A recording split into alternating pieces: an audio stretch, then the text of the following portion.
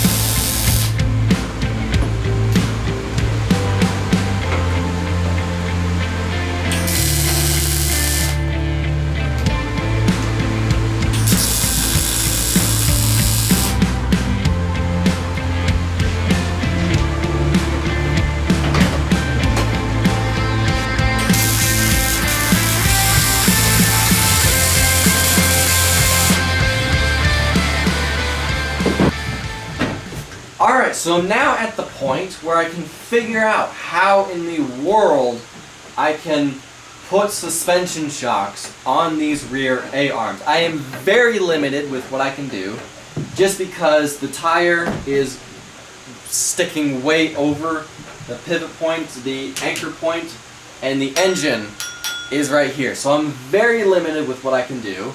I can't put any shocks over here. That would make it really easy, but I can't do that. That would put way too much stress on these rear A-arms or swing arms, whatever you want to call it. But I've been trying to go through and figure out like how I could do this. I've had like 2 ideas that are kind of, I don't know.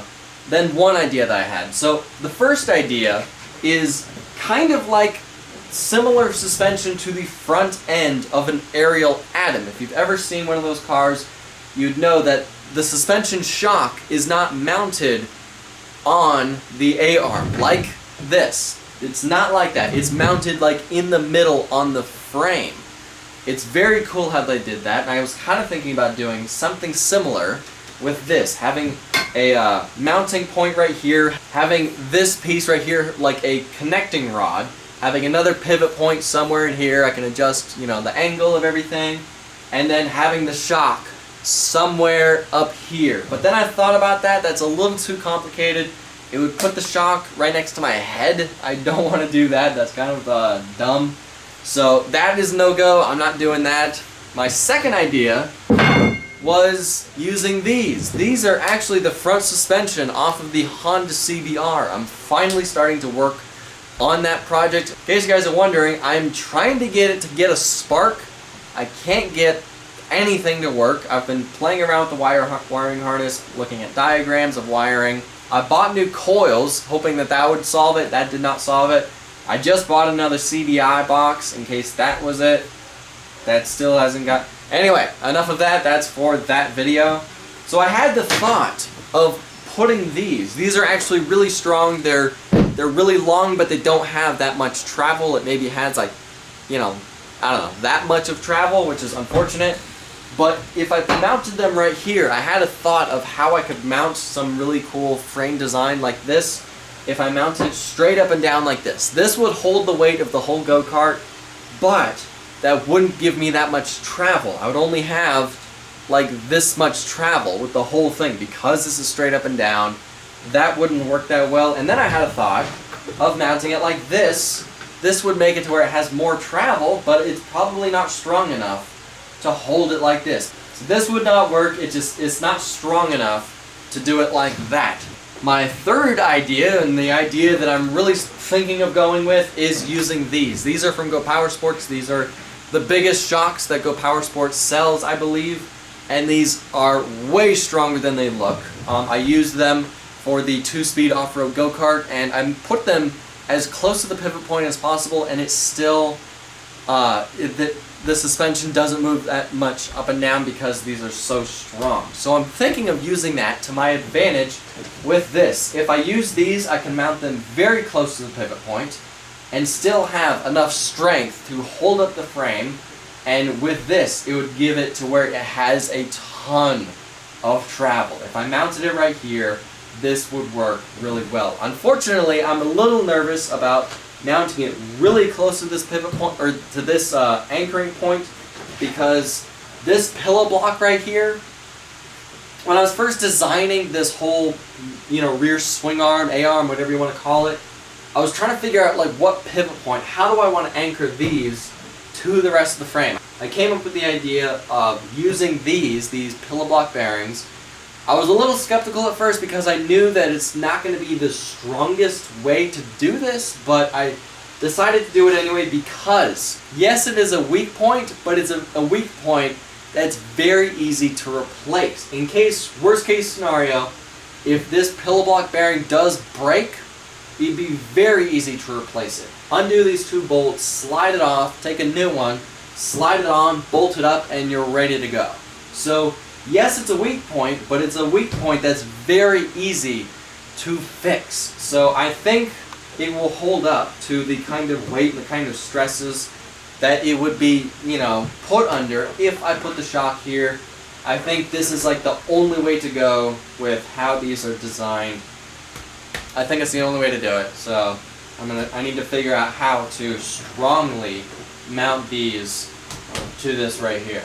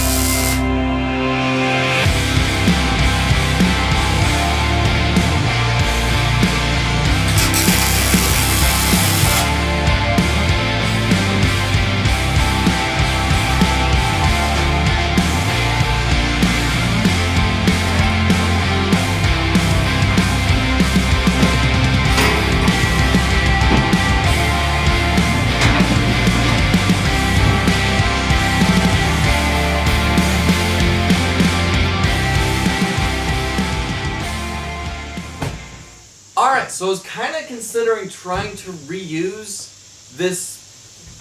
the back end of this go-kart, but after putting it on, it's definitely not going to fit, and it's definitely way too tall.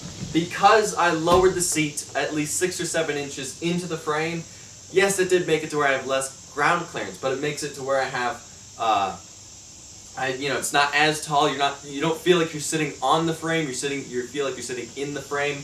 And it makes it to where I can lower this whole top of the go-kart down a lot. That's going to make it look a lot better. So yes, I did lose ground clearance, but that's not the end of the world.